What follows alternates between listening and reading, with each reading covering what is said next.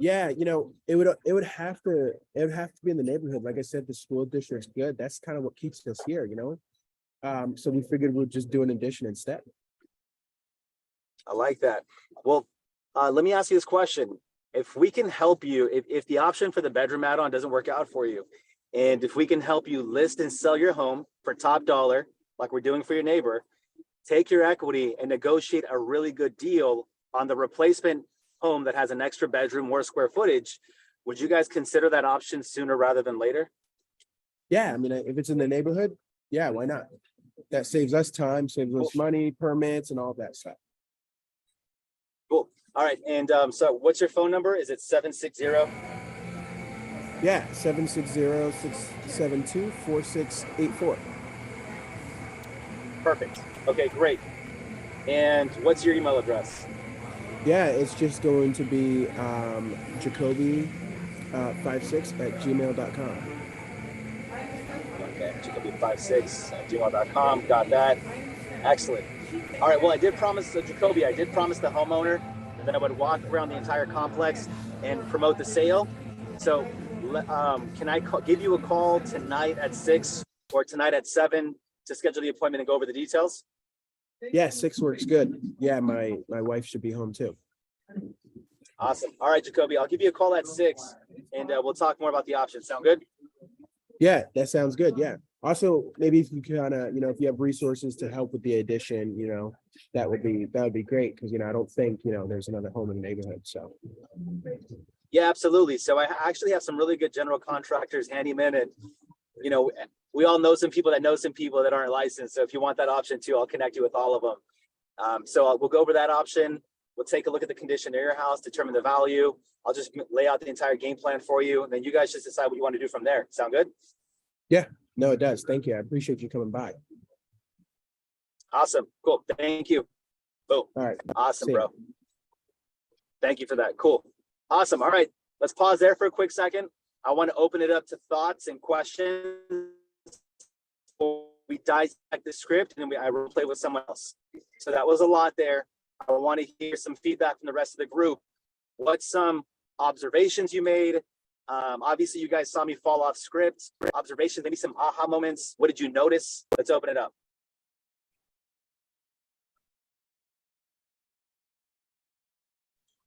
Hey, Gabe. All right.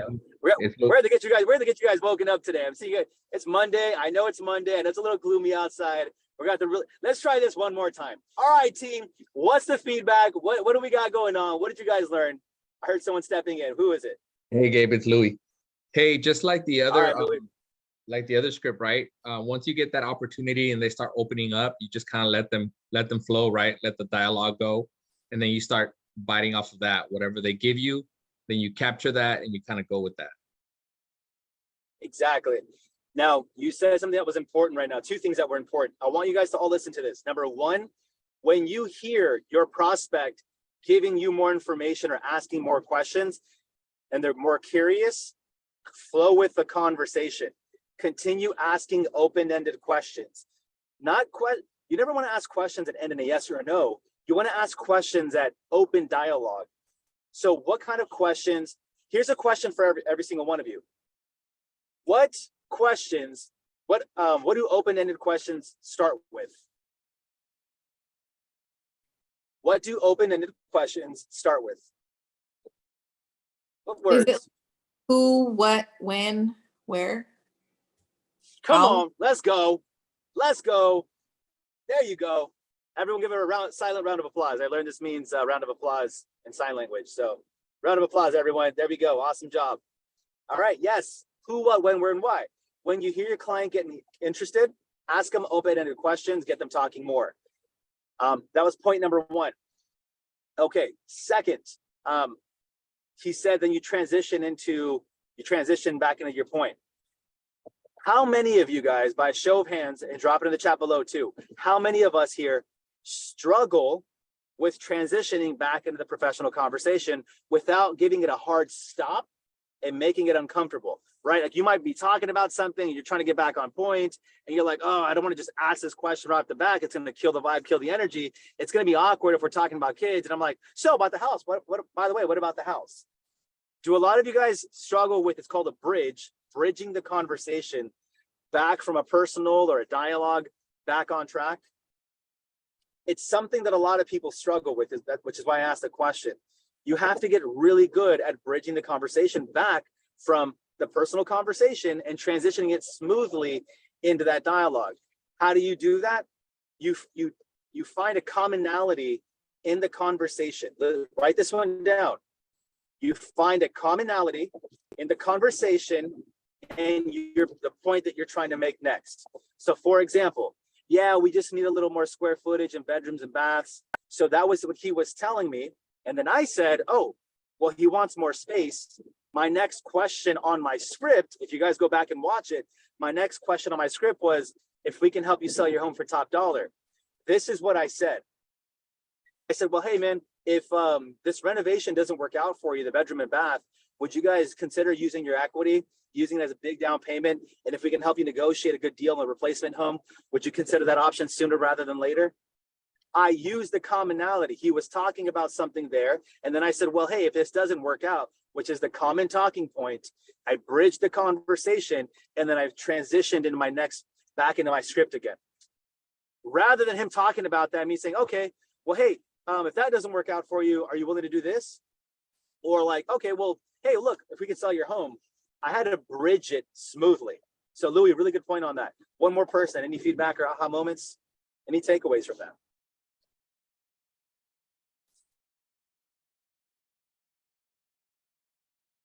Okay, 3, 2, 1, perfect. All right, who wants to role play next? Who wants to be the next homeowner? I do. All right, who is that? Catherine. Okay, I'm scrolling around trying to see. Okay, there you are. All right, Kat, you're gonna be the homeowner. Let's try this again. I want you guys to pay attention to my tonality, my body language, and just me mirroring and matching Kat. Cool, all right, here we go. Knock, knock, knock. Hello? Hi, good afternoon. My name is Gabe, and I'm just stopping by to let you know that we listed your neighbor's home for sale. It's a 3-bedroom, 2-bath, 1,000 square foot model, and we listed it for $500,000. Were you aware of the sale? You know what? I just seen the post go up, but I didn't know how much it was going for sale for. But I have a bigger home, so I'm certain mine's going to be worth more. That's good. Well, this one's a 3-bedroom, 2-bath model. Which model is yours? Mine's a 4-bedroom, 3-bath. 4-bedroom, 3-bath. Oh, awesome. And what type of upgrades have you done on the inside? A lot. I've done a lot. Mm-hmm. Wow. Have you guys done anything to the, what have you guys done to the kitchen or the restrooms? Well, we remodeled the kitchen, and I know that's a big thing for a lot of buyers out there, but the kitchen and 2 of the bathrooms we remodeled. Wow, kitchen, 2 of the bedrooms remodeled. You have a 4-bedroom, 3-bath. What about how much square footage do you have? I have 2,800 square feet. Wow. Okay, I think you have the biggest model on the block, which is pretty awesome. How long have you guys lived here? Just about 5 years. 5 years. So you guys purchased at a really good time. Yeah, we think so. We have a good interest rate right now, so we're golden. That's awesome. Really happy for you guys. Do you guys have any plans on using your equity that you've gained over the last 5 years and maybe upsizing or downsizing anytime soon? Well, we've thought about it, but we're not certain on it yet. We're just kind of, we like the neighborhood, although it is 2-story. So, I was thinking about it. The kids are up and out.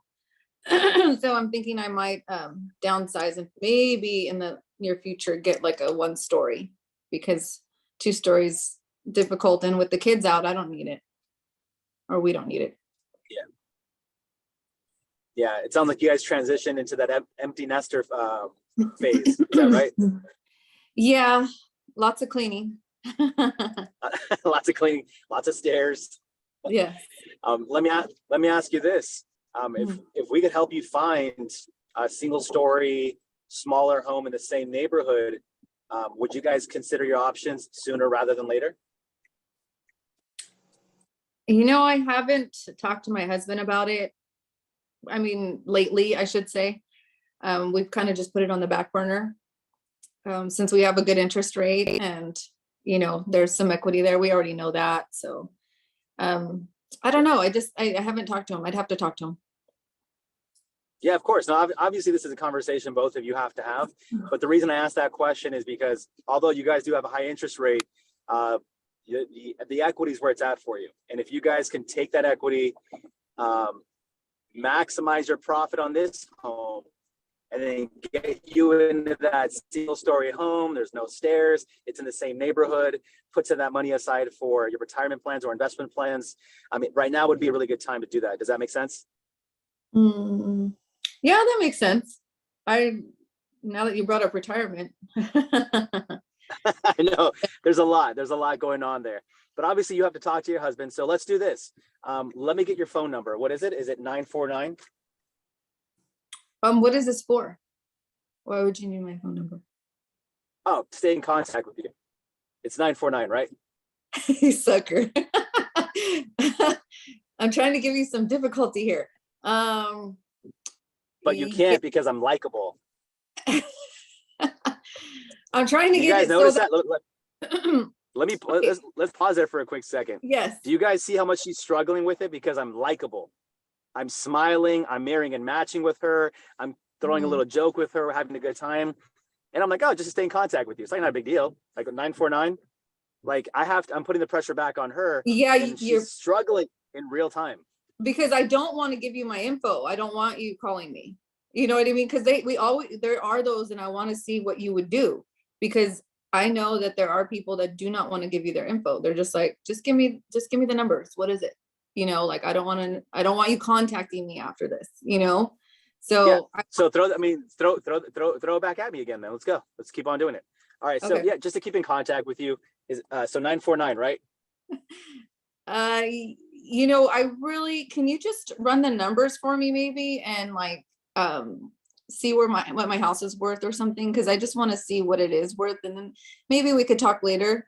Maybe you could drop it off or something. Absolutely. So here's what I want to do. I plan on working in the neighborhood for a very long time. So you're going to see my face a lot. I work with a lot of neighbors here. A lot of people have a hesitation about giving the number at first, but I promise you this. I'm not going to be bugging you. No cold calls. You're not going to have any random information. I just need it for my directory. Does that make sense? For your directory? Yeah, just so I can have all of the neighbors' contact information in the area. Make sense? Sucker.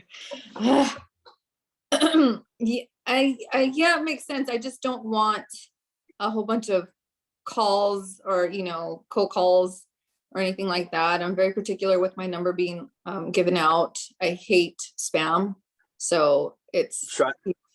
Let me show you something. I literally have two phones. So let me show you my other phone right here.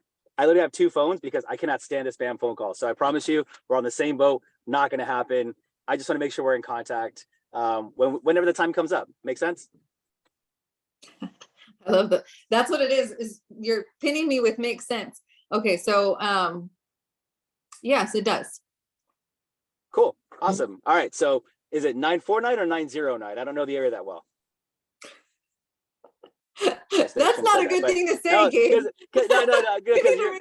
I forgot you're no, because I was thinking you're literally in a different area right now. So, but if I'm door knocking, obviously I would never say that. So scratch that, guys. But anyways, is it 949 or 909?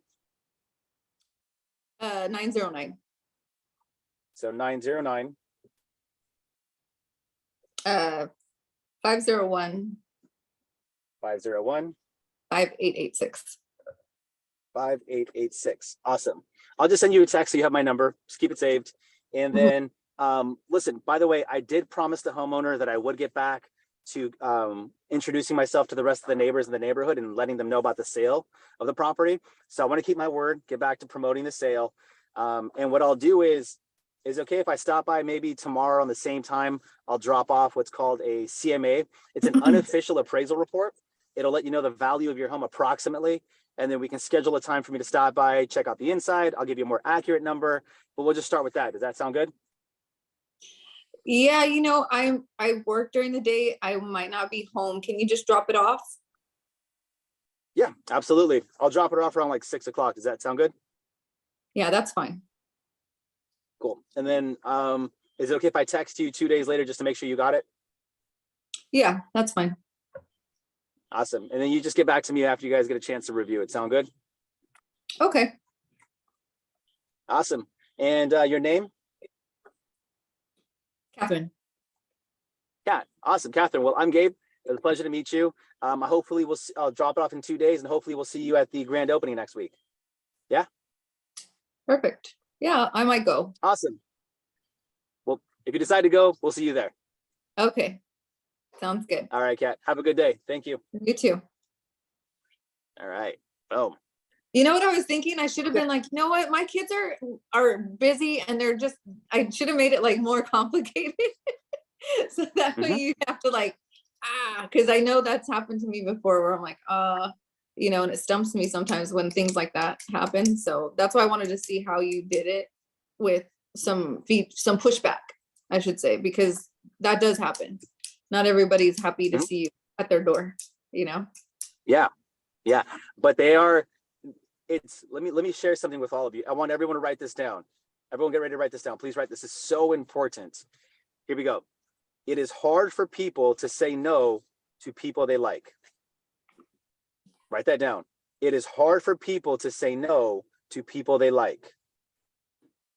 I want you to tattoo that on your forehead or tattoo on your forearm, whatever you got to do. I want you to remember that. So if we know that it's hard for people to say no to people they like, meaning like, I really like you, like you're cool, then the question becomes, how do I become more likable? How do I become more likable? So let's get some observations. Kat, what did you observe during that time? And open dialogue. What else did you guys observe? The pushback, the likability. This is important for you guys to express verbally what you saw so that we can begin to fine tune what your thought process is. Let's start to streamline it. So let's open the mic up. Who has some thoughts they want to share? I'll give my thoughts and my input. So what I liked about it was even though Kat was being a little bit hesitant on giving you the information, you still had a smile on your face and you were still just being extra friendly, as opposed to somebody just getting that vibe from her and saying, oh, screw this, and then their attitude changes or their face expressions change.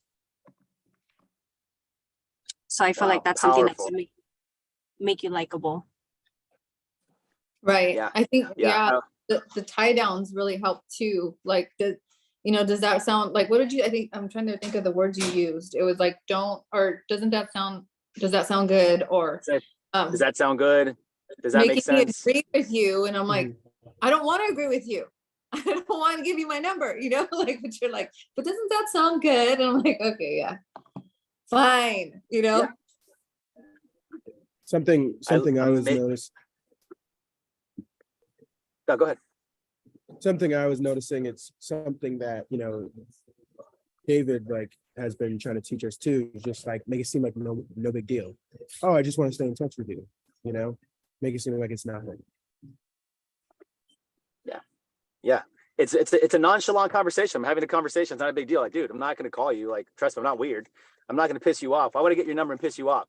That's the easiest way not to earn your business, is to give you your number. You tell me don't call you, and then I start calling you. Easiest way to piss you off. I'm not going to do that. So number one, nonchalant. Kat brought up another good point. Tie downs. How many of us are asking yes questions at the very end to anchor the client in the conversation? Do you guys hear how many times I asked a question that ended in a yes? Almost every single time she threw an objection, I handled it. I tied her back down with a yes. Does that make sense? Yeah. Does that sound good? Yes. Wouldn't that be helpful? Yes. Every question I asked her ended in a yes. So when we're asking questions, how many of us, now that we're aware of it, are asking questions that are open-ended, that give a yes or no answer, or that give a no option? Remove that from your vocabulary. Remove that from your vocabulary. You want more agreements? Get the person, ask the question that ends in a yes. How silly would it be if I were to be like, hey, Miss Jessica Castillo, how weird would it be if Jessica was like, hey, Gabe, doesn't that sound good? Like, it's going to put me in a very awkward position to say, no, that doesn't sound good. It's going to be really weird for me to do that. It's going to be really awkward. People wouldn't want to say that. Doesn't that make sense? No one wants to look dumb. No, that actually doesn't make sense. Okay, let me explain it again to you then. Ready? Here we go again. Does that make sense now? No, it doesn't make sense. I'll keep on going back and forth with you all day. I'll sit there all day, handle these objections, no problem. All right, so really good tie downs. Let's see what else. What other observations do you guys have? Let's express that thought process. Let's talk about it openly. Is that like a little bit of like NLP is get them to say yes? Yeah, neuro-linguistic programming, absolutely. It's all NLP. Getting them to say yes. So what you're doing is the more agreements that you can get in a conversation, the higher the likeliness of them saying yes at the very end. So one of my favorite things to do at a listing appointment is at the very end of my presentation, when I'm finished, before I ask them to sign, I'll have a conversation with them, and without them even knowing it, I'll get them to start saying yes to me. Like, oh my gosh, wasn't that amazing? Hey, by the way, the marketing, like that made sense to you, right? Like, oh my gosh, are you guys excited to move over here? Yes, yes, yes, yes. Neuro-linguistic program, I'm getting them to say yes without them. Language patterns, I'm getting them to say yes. And at the very end, I'm like, hey, all right, so the next thing, I just need you guys to autograph them on the way out. Sound good? I just need your autograph on this piece of paper and I'll get out of here. Sound good? Just smiling at them, making fun, like, yeah, that sounds good. Cool. All right, here's my iPad, click, click, sign, and we're good. Just get the yes going. So neuro-linguistic programming, really good observations. What else? Really quickly, you can, I mean, obviously, I mean, you're dealing with clients in open houses as well as, you know, door knocking. This basically is hand in hand. The way you handle it here is the same way you're going to handle it in an open house. You're agreeing with everything they're saying, correct? So you're like, absolutely. They're like, oh, I don't have a view here. Oh yeah, you're right. You don't have a view. You know, like, or you just kind of like whatever they say, you're mimicking, you're agreeing with, and then trying to, I guess. So the agreement is where I find the camaraderie with you, correct? Yep. The agreement is exactly. So that agreement. So whenever, if you guys remember on that, you go back and watch this conversation again. But when I was talking with Kat, I had every time she would say something, I would repeat what she said to me. I would repeat it and I would agree, like, oh yeah, like, dude, she was like, I have a 4-bedroom, 3-bath model, like 3,500 square, a 3,500 square foot model. She's like, yeah. I'm like, wow. So you guys bought it at a really good time, right? Yeah, we bought it at a really good time. So now, without her even knowing it, she was speaking my language. She was saying what I wanted her to say without her even knowing it. Oh, so 3,500, you guys have a big model, right? Yeah, I think it's the biggest one. Wow, you guys bought it at a good time then, right? Yeah, we bought it at a good time. Well, hey, listen, you guys thought about moving or buying soon? Yeah, we thought about maybe downsizing pretty soon. We have a lot of equity with the interest rate. So she just started having a conversation with me because I was asking these questions, but it was artistically put together, intentionally put together. Nothing was accidental. So remember, whenever you're having a conversation with this, I want you guys to write this one down. Whenever you're having a conversation with them, repeat and acknowledge. Repeat and acknowledge. I have a 3,500 square foot home. You guys have a 3,500 square foot home? Repeat. Wow, that's a big home. You guys have the biggest model, right? Yeah, we have the biggest model. Acknowledge. I acknowledge what they got going on. I repeat it back to them. It's called active listening. One of the most annoying things that you can do in a cold call, in an open house, in a door knock, is just start asking questions back to back. Asking questions back to back. You sound very robotic. You sound very militant. Just, oh, how long? Have you done this, this, this? It's like, bro, you're not even a human anymore. Really important to do that. Really good feedback on that. Let's get 1 to 2 more people on their input. And I'm sure I see a lot of people writing, so I know it's helping everyone else. Let's get 1 to 2 more people to share their input. Would you rather, okay, because I do, a lot of door knocking, especially during the time that I have my open houses, or not during the time, but prior to the time that I'm getting ready for my open houses. Do you usually wait for a connection to ask those type of personal questions, or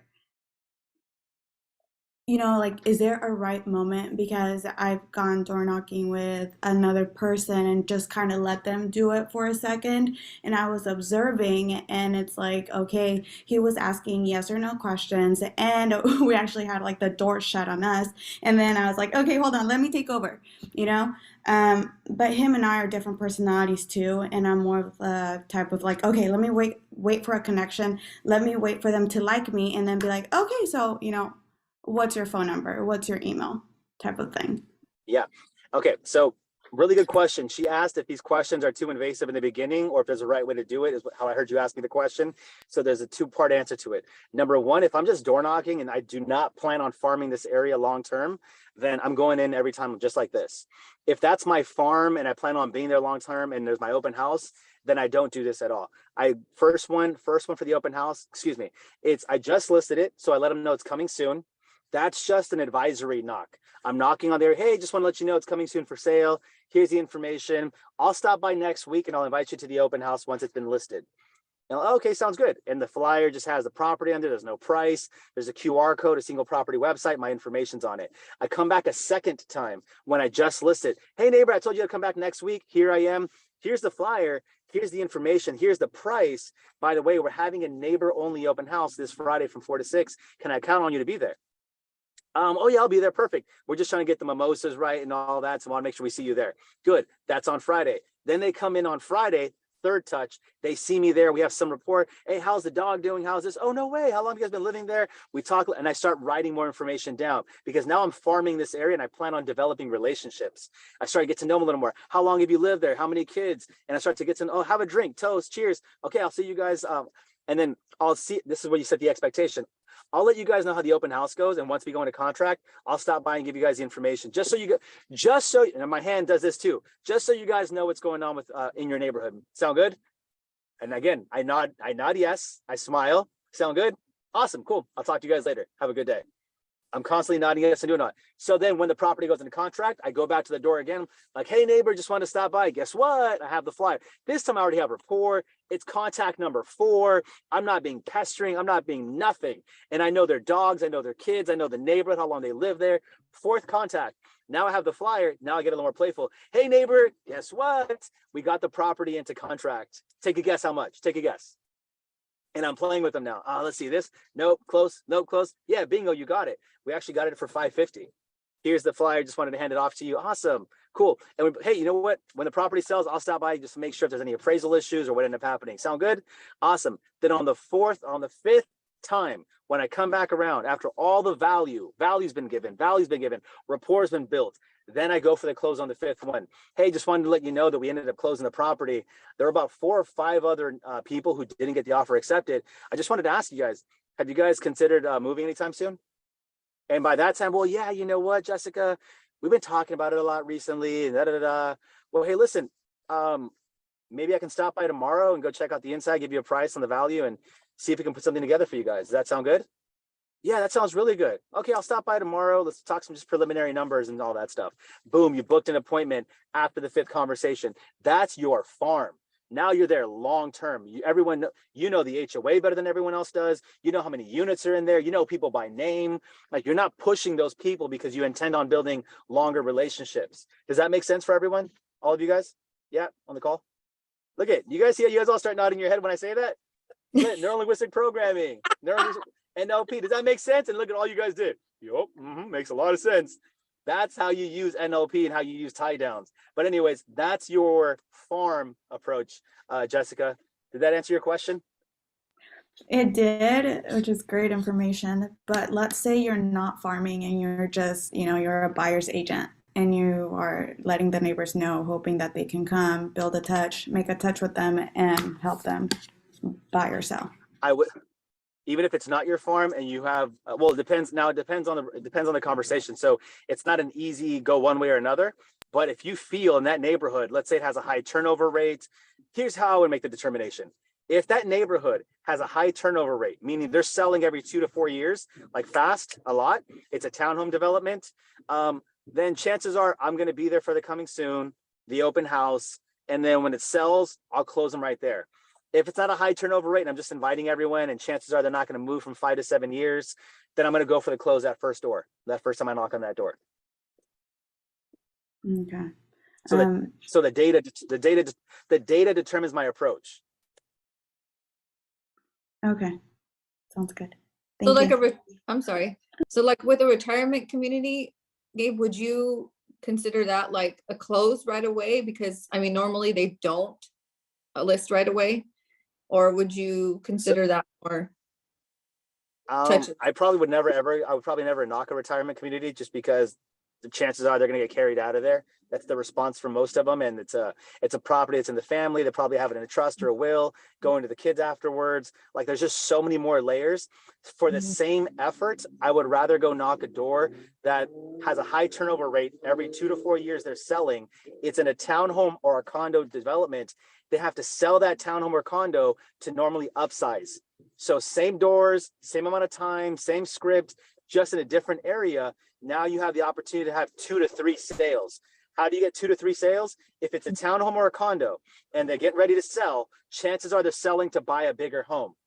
Now you represent them on the sale, you represent them on the purchase, that's 2. But what if you double in the listing? That's 3 transactions, same effort. Now you have a client for life, 3 transactions, and now you're talking 40 to 60,000 in commission for the same amount of effort. Okay, that makes sense. I just, you know what it is I didn't see it that way. I saw it like, cause there's an area that I normally farm, and it's, I don't want to say retirement because it's not like just for like 55 and older, but like this area is mainly, older community. And, they're normally like 40 plus. And, when I door knock, they're normally home. So I like that because I actually get more people answering, you know what I mean? Because like I can't always door knock like at 5 o'clock at night, like when people are home.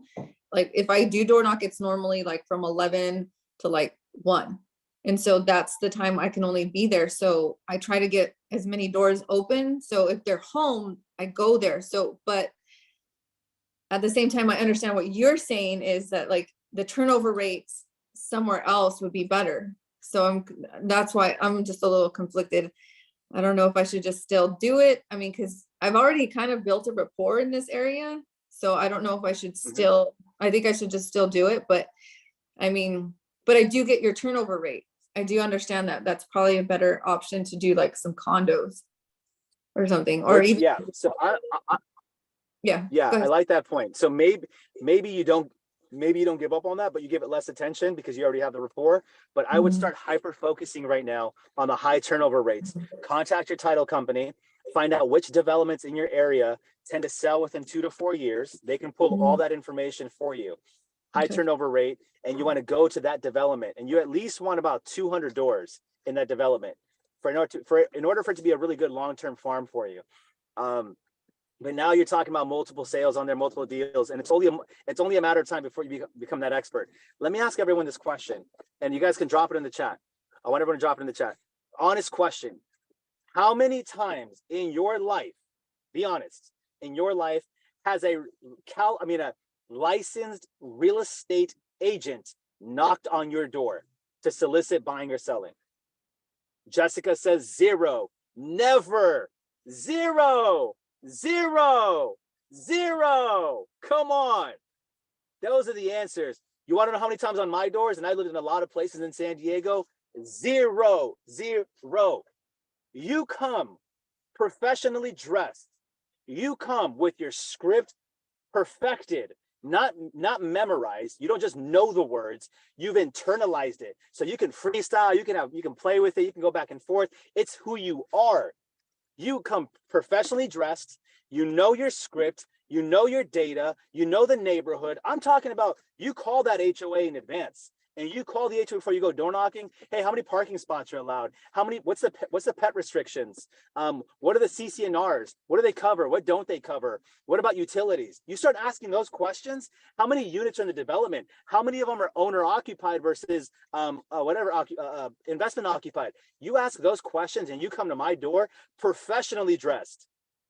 I'm not talking about playing around, you're cool and all that kind of stuff. Like if I go to my attorney's office, please believe I don't want to see my attorney in flip-flops and shorts, having a beverage right there chilling. I want that dude looking like a shark. I want a black suit, red tie, ready to do work and win for me. Straight killer face. Like, yo, what's up? I'm like, damn, I'm in the right hands. If I walk in my doctor's office, he's getting ready to perform a surgery, I want that boy looking coat on, clean, looking like he knows what he's talking about. I want to go to my personal trainer in gym attire. I want that chest popping out, 6-pack abs and these 21-inch gun arms. That's what I want. Look at, some of you might not believe what I'm getting ready to tell you, and that's okay. We have 2 different beliefs. I believe that you can never be too professional in real estate. And as a matter of fact, I actually think we're losing more professionalism in real estate over time. Yes, money's younger. Yes, people dress differently. I agree. But when you're knocking on a door for the first time and you're trying to build rapport with someone, I strongly recommend you got to come professional. You do that and you know your stuff the way you know it right now, and you smile and you internalize everything, it's game over. They're going to start handing you their phone numbers and you're going to start picking up leads like no one's business when you do it the way we're talking about today. Gabe, I have to say, what if you forget your shoes?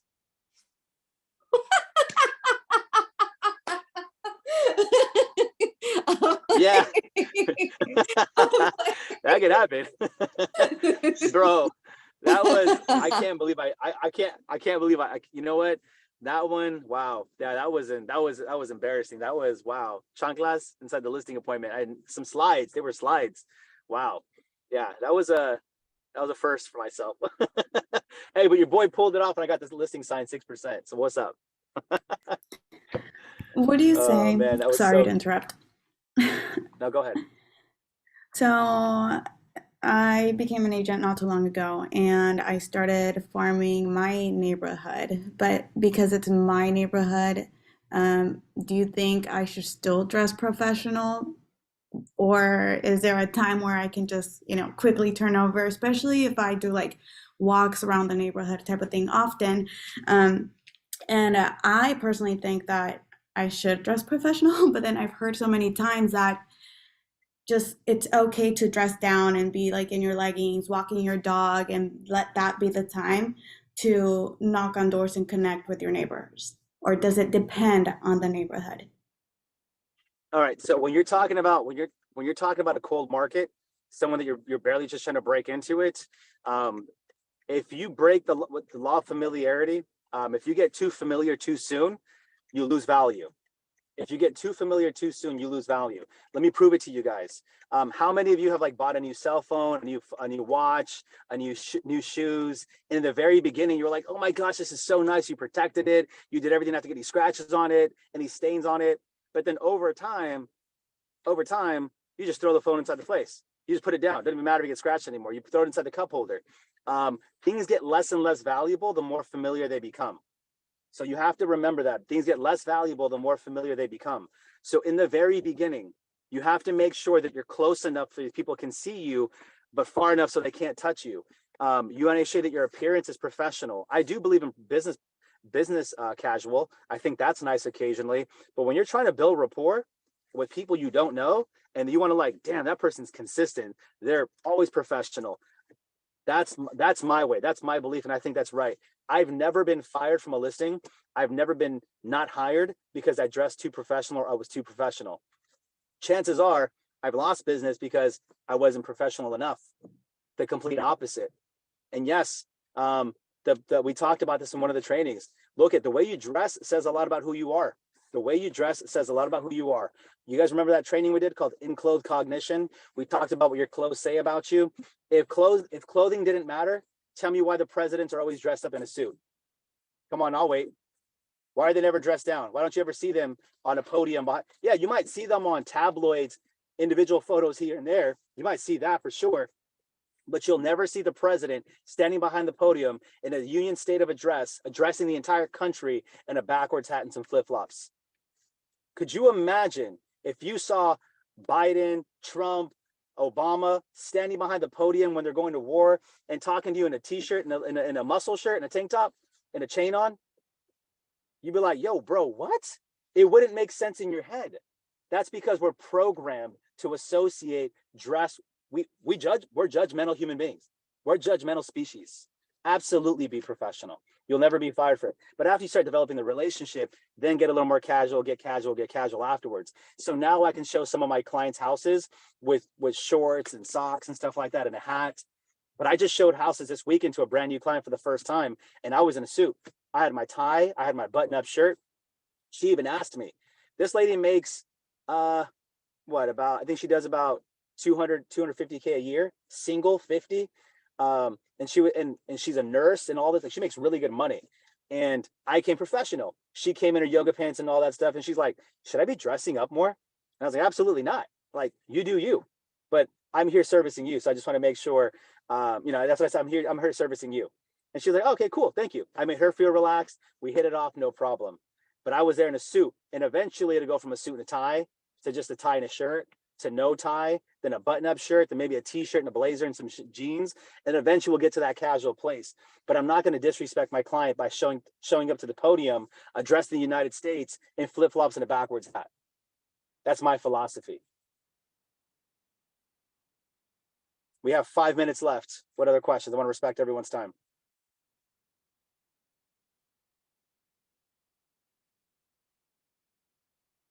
Really good questions, you guys. And for Gabe, those, I had a question. everyone else, yeah, go ahead. Okay, so fairly brand new, and I want to door knock my neighborhood, but I don't get people door knocking at my neighborhood like physically, but we do get a lot of flyers. So there's maybe like 3 agents. They look like they're like the top producers around my area. We get them constantly, maybe like once a month or every other month. How can I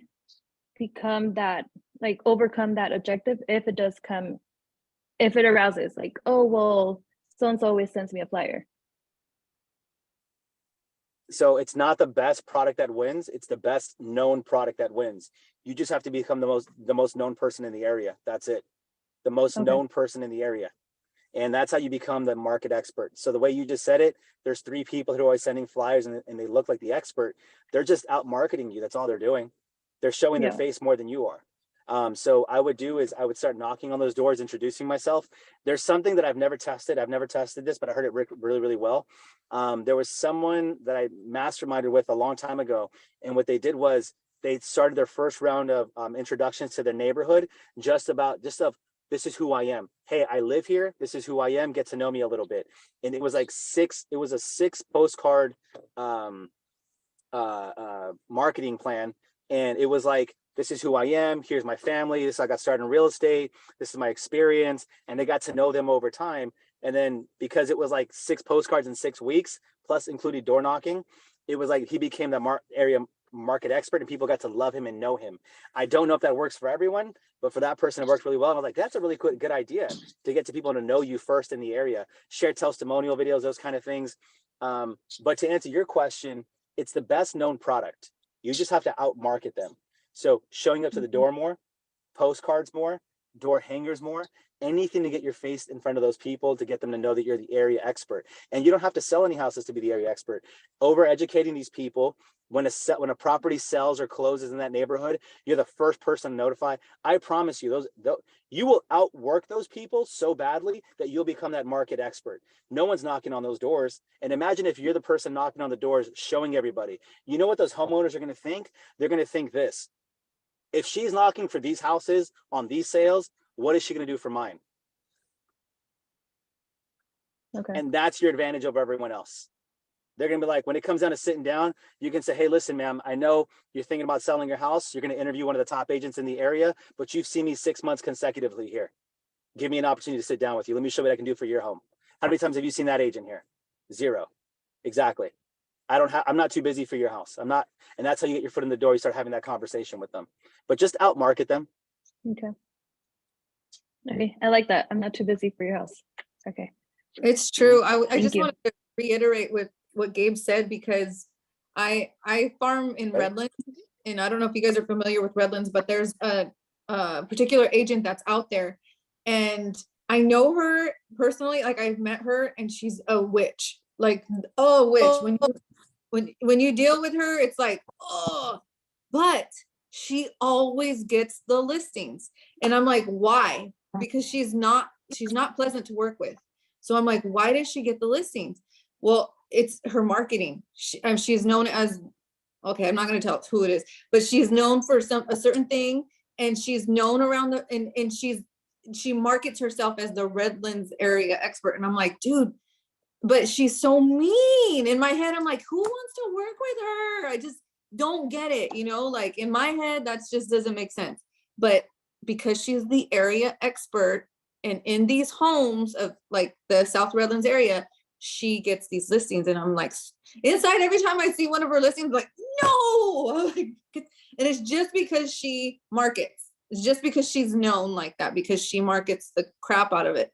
So if they know you as the area expert, and if you market like really well, and it doesn't have to be like this fancy marketing, I don't think at all. It's just more or less just putting your name out there over and over and over again. Eventually they're going to be like, oh, it's so-and-so. And you may have never sold a house in your life, but you just market and market. They just see you as like, oh, well, that's the girl to go to.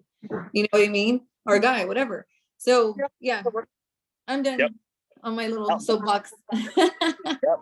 Cool. We're coming down to our final 30 seconds. Any final thought, quick question you you. guys want to get out? Jacoby, I don't know of any cheap options, but maybe we can ask Kesey, or if anyone knows any cheap options, you guys can drop it in the chat. Any final thoughts? My TC said that he's able to do flyers. So maybe reach out to your TC and they'll do flyers to door knock. They even said postcards. So maybe reaching out to your TC and they might have that option for you guys. And then Desiree just dropped thinkio.com. There you go. It's an option. Any final questions or thoughts? No questions, but everything was very helpful. Thank you. Cool. Okay, 3, 2, 1, everyone. Oh, awesome. We all ended on time. Awesome. Well, I'm going to go ahead and pause this recording. I'm going to drop it in the chat. If you guys have free time, make sure you guys go back, watch the interaction of the role play, memorize the script. I'm going to leave you with this. You need to memorize the words first and then internalize it. Memorize the words. So if I were to ask you, what does line number 4 say? Number 5 say? What do you say when this happens? You need to know the words first. Once you know the words, you then have to internalize it. Here's what the difference between memorizing and internalizing means. Pay attention to this last part. Please, please, please pay attention to this. We've all watched the movie Titanic before, correct? Yes. Jack Dawson and Rose Dawson, whatever their names are, Leonardo DiCaprio. If they just went on camera and on set and all they did was say the words, they memorized the words, they didn't internalize it, they didn't add any emotion to it, it wasn't theirs, would that movie still be a box office hit? Would it still be a forever timeless movie? Chances are not. Big chances are they're not. If they're just saying the words, oh, Rose, I love you. Wow, this was great in the back of the car. Wow. Like, no. But they internalized it. It was who they were. They started crying and emoting and all that. They internalized it. And now because they internalized that script and became who they were, that movie's a timeless movie forever and made hundreds of millions, I think it was, in revenue for James Cameron, the director. Same thing for you. You're an actor. When you knock on that door, when you pick up that phone, it's lights, camera, action, baby. It's the Jasmine Tesoro show. It's the Ashley Hernandez show. It's time for you to flip that switch. It's Louis' time now. Lights, camera, action. You better know that script and you better have it internalized because it's showtime. And then the better you are at memorizing, internalizing the script, the more you get paid. The more you know it, the more you get paid. The best actors in the world are the ones who can make you believe something on camera, who can make you feel something on camera. And right now, as you as real estate agents, your job is to make these cold prospects believe they can trust you. Make them believe that you're likable. Get them to trust you. And you do that by emoting and internalizing your script. The better the actor, actress you are, the more you get paid. It's the same for Hollywood. So go back and memorize that script, then internalize it. Then after that, start role playing. Cool, team. All right, you guys have a healthy, happy, productive day. Thank you. See you guys later. Bye. Thank you.